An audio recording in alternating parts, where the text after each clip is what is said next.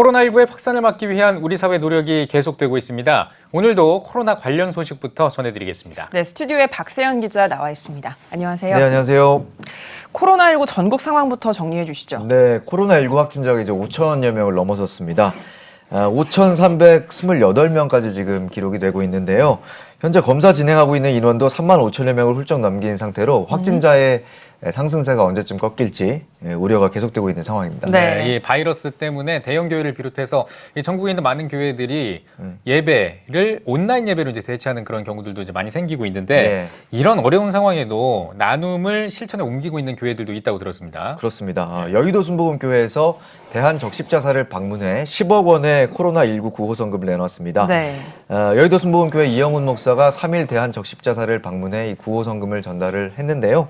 이 목사는 피해가 커지고 있는 대구 지역에 조금이라도 도움이 되길 바란다면서 피해 지역과 주민들에게 위로의 말을 전했습니다. 대한적십자사 박경서 회장은 평소 지역사회에 관심이 많은 여의도 순복음교회의 사랑 실천에 감사한다며 코로나19 확산 방지에 만전을 기하겠다고 밝혔고요. 해당 성금은 방역과 예방 작업을 비롯해 방역 물품 구입 등에 쓰일 예정입니다. 네.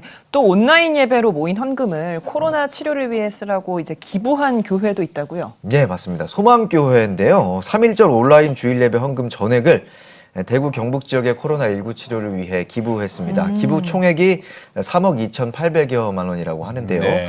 김 목사는 목회 서신에서 우리는 평생 처음으로 1부부터 5부까지 모든 주일 예배를 온라인 예배로 드리게 됐다며 첫 온라인 예배를 보다 의미 있게 드리기 위해 주일 헌금을 대구 경북 지역 코로나19 치료를 위한 지원에 사용하기로 한다고 밝혔습니다. 소망교회는 지난 2월 23일 코로나19 위기 대응 단계가 심각으로 격상된 이후에 대형 교회로는 처음으로 주일 예배를 온라인 예배로 대체하기로 했는데요. 네. 발빠른 전환과 더불어 이 나눔에 있어서도 지체하지 않는 모습을 보여주고 있습니다. 네, 이 코로나19 때문에 어려움을 겪고 있는 미자립 교회를 도와주려고 하는 그런 움직임도 있다고요? 네, 맞습니다. 이 분당 우리 교회 이야기인데요. 분당 우리 교회의 경우에 코로나19 바이러스 구호를 위한 특별 헌금을 지금 모금 중에 있습니다.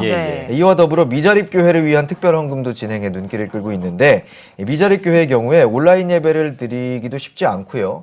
만약에 그렇게 한다 하더라도 예배를 몇 주간 쉬게 되면 이 교회의 운영상에 심각한 차질을 빚을 수 있는 그런 우려가 있지 않습니까? 그렇기 때문에 이런 미자립 교회의 어려운 상황을 인지하고 또 돕기에 나서는 것으로 보여집니다. 네. 그런데 코로나19 때문에 위기의식을 느끼는 선교사들도 있다고 들었는데 어떤 상황인가요? 맞습니다. 이제 코로나19가 더 이상 우리나라의 문제만은 아니지 않습니까? 선교사의 문제가 이제 크게 두 가지로 구분할 수 있을 것 같은데 이제 선교지에 머물면서 사역하는 선교사들 그리고 이렇게 순회하면서 여러 나라를 돌며 사역하는 선교사들로 나눌 수 있을 것 같은데 먼저 한 곳에 머무는 선교사의 문제부터 살펴보면요.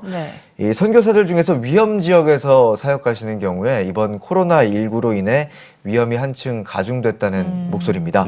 예를 들어서 이슬람권 국가에서 사역하시는 분들 계시죠. 이분들은 평소에도 그 국가의 요주 인물로 좀 지정이 돼 있는 상황인데 이번 코로나19로 인해서 뭐랄까 좀 핍박의 명분을 제시할 수 있게 됐다고 할까요? 지금 말씀해 주신 핍박의 명분이라면 그 현지 선교사를 압박할 어떤 구실이 생겼다 이렇게 좀 이해를 해봐도 될까요? 그렇습니다. 예를 한번 들어보죠. 며칠 전에 이제 터키에서 국경을 열어서 난민들을 그리스로 보내는 그런 일들이 있었죠. 이로 인해서 난민들을 반대하는 그리스 국민들의 이제 반응이 난폭해지고 있습니다. 그렇다는 것은 자연스럽게 이 난민들을 대상으로 사역하는 난민 사역자들에게까지 핍박이 될 수 있다는 얘기가 되겠죠. 그런데 이런 상황이 이제 코로나라는 상황까지 몰리면서 한국인 사역자들이 막다른 골목에 몰릴 수도 있다는 이야기입니다. 또 선교사들 중에서 여러 나라를 돌면서 사역하는 선교사들이 있습니다. 예를 들면 세계 곳곳에 성경을 보급하거나 하는 그런 사역들인데요.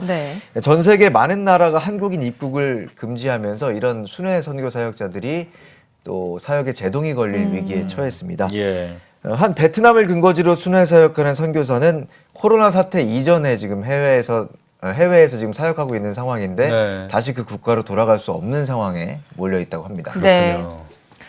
교회들의 따뜻한 나눔 소식을 들어봤습니다. 전 세계에서 어려움을 겪고 있는 사역자들을 위한 기도가 필요한 시점인 것 같습니다. 박세현 기자 잘 들었습니다.